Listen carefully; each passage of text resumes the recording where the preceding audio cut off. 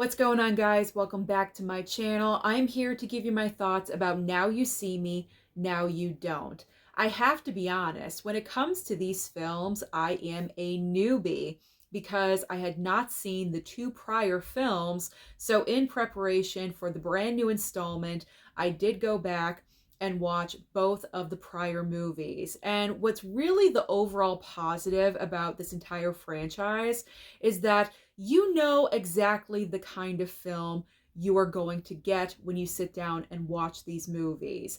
These films are not trying to change the world. They are simply there to entertain you because they are just so unbelievable and so ridiculous. Obviously, this would never happen in real life. So you're just there for pure entertainment value. Now, what is the basic plot line for the third installment of Now You See Me, Now You Don't? We have the long awaited 10-year reunion of the Horsemen. They come together with a new generation of magicians to steal the biggest diamond in the world from Rosamund Pike, who plays the villain of the film. That's the basic overview of the movie because I am going to keep this spoiler free. Of course, I have positives and also negatives, so let's start off with the positives and then I will switch over. So, the main positive for me with Now You See Me, Now You Don't is that we have the cast reunion. As I mentioned, it's been 10 years since the last movie. Well, technically 9, but they say 10. They say decade in part 3. So it's been a decade since the Horsemen have all been together, and that was wonderful to see all of them on screen together, including Isla Fisher, because Isla Fisher was not a part of the second film. I believe she had a baby in real life during that time period when they were going to shoot movie number 2. And so she was not able to be a part of the second film. So to see her in the third movie, I just really enjoyed seeing her back. Don't get me wrong, Lizzie Kaplan, that did kind of replace her, well, didn't replace her character, but replace the female in the group. She was fine in part 2, but I just never really connected with her character as much as I did enjoy Isla Fisher. So seeing Isla Fisher back in part 3 was awesome. I love seeing her come back and being reunited and having the original 4. I also did enjoy the casting choices for the new generation of magicians that are helping the Horsemen try to steal the diamond. We have Justice Smith, we have Dominic Sessa, who was in The Holdovers, and also Ariana Greenblatt.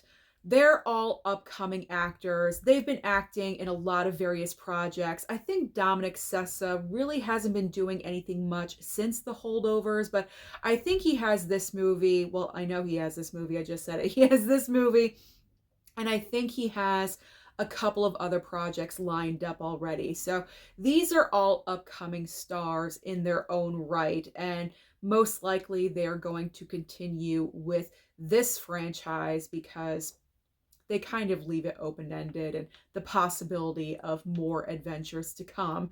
But I did like those casting choices.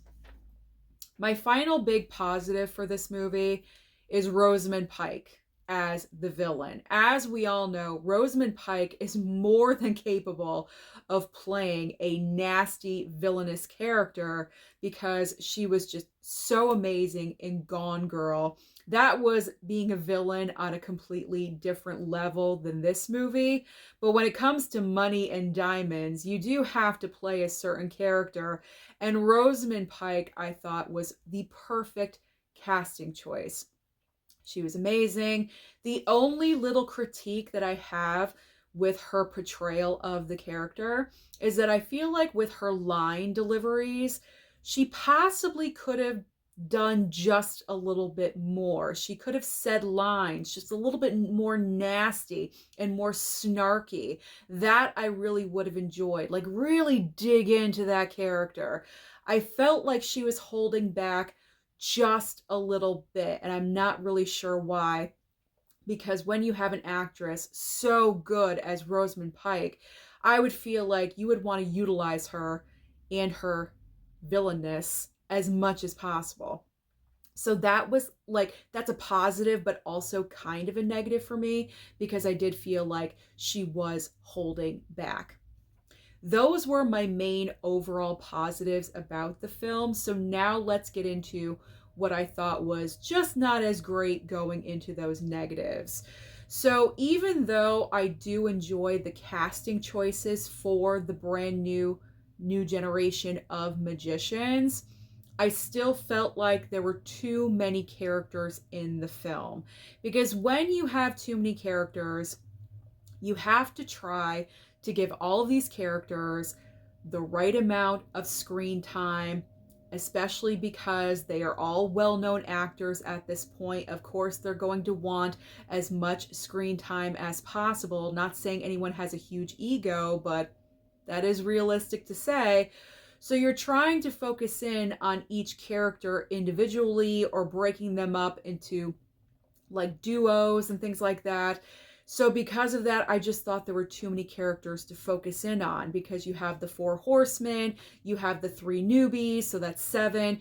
You have Rosamund Pike as the villain and all of her, her associates and people helping her out, and then you have the police, and then you have Morgan Freeman. He pops in for a little bit. That's not a spoiler. He's in the trailer. So there's just a lot going on. And I felt like at some points it was just a little bit too much. There is, I'm going to call it a magic montage in the film. And what I mean by that is it feels like pretty much in the middle of the film, there is this montage of all of our horseman characters plus the newbies, so 7 characters, showcasing their magic and their skills and what they're capable of doing. Now, granted, I think this is something that like the 2 prior movies did as well, but because we didn't have 3 extra characters, it didn't seem as long and as drawn out as it did in this movie. And that's obvious because we have more characters. But I was kind of wondering, why are we even doing this at this point? Because we know what our horseman characters are capable of. It's been established in the 2 prior films already. We know what their specialties are. So it was kind of over redundant at that point. And then you're adding in the 3 other characters. It just seemed like too much. I felt like they just shoved that in there, that moment, for extending the runtime of the movie. It's not like the movie is that short, because by the time everything is said and done, it's almost a 2-hour film. So I didn't really understand why they were doing that. Probably just to showcase something cool and interesting, but there's just so many other things happening in the film that are cool. Why did we need that montage? So that's just something that bothered me personally. It probably won't bother other people, but I noticed it and I was like, okay, can they like wrap this up already and move on to the next thing? Because it's getting kind of old. I'm looking at my notes here. Okay, so here is the biggest negative for me. I'm getting the fear that with this franchise moving forward, because as I said previously, they left the ending open, possibility of more films. They possibly could not go there. Depends on how much money this movie makes at the box office. But if Now You See Me does pretty well, they may go ahead and make more. And my fear is that this franchise is going to go the route of the Fast and the Furious. I saw a different reviewer talk about this movie and he brought up this subject, and I completely agreed with him, because the level of absurdity in Now You See Me, Now You Don't is absolutely going the way of the Fast and the Furious. Because when the Fast and Furious franchise first started, that very first movie was basic and simple. You had a handful of characters and a very simple plot line.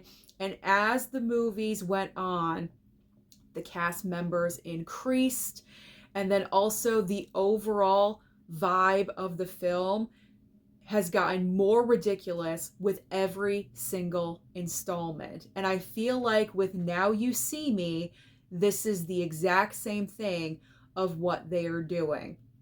They've added 3 more characters, and what they accomplish by the end of the third film is just so over the top, it is ridiculous. Now, as I said previously, right in the start of the video, that is what I do enjoy about these movies, is that they are over the top and they are ridiculous. But I do feel like if they keep going in this direction with every new movie, it's just going to get like clownish. And I don't want it to get clownish. Do clowns associate with magic? Kind of. But I don't want that to happen to these movies.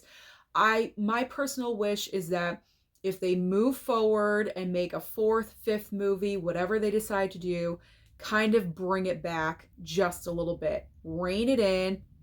Maybe try to make it a little bit more realistic. I don't know.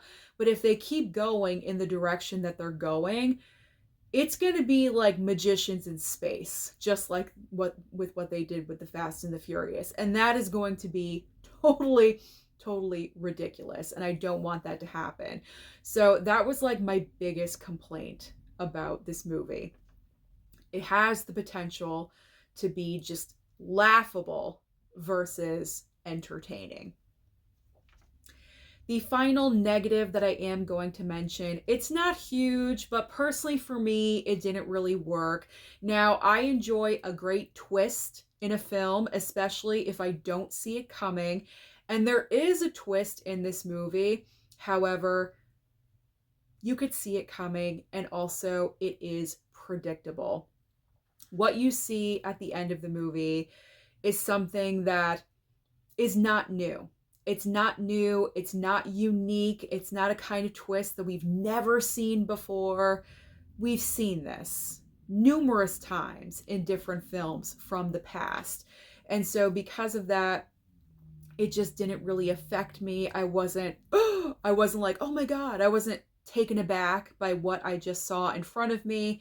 So I just wasn't overly impressed. If you're going to have a major twist in your film, you got to have some shock value. And to me, the twist that was revealed had no shock value at all whatsoever. It was like, oh, yeah, I saw that coming a mile away. You were setting that up at least midway through the movie. So it was a letdown, to be honest. Those are my overall thoughts about Now You See Me, Now You Don't. As far as my Letterboxd, I gave the film a solid 3-star. There were many aspects about the film that I did enjoy, but just because I enjoyed those things does not mean I can ignore the negatives and point out what I just did not like about the film. So because I did not absolutely love it, but I surely did not hate it, I landed in the middle with a 3. Those are my thoughts and opinions about this film. Comment down below and let me know your thoughts about this movie. Just do me a favor and keep it spoiler free. Don't forget to like and subscribe before you leave, and I'll see you next time.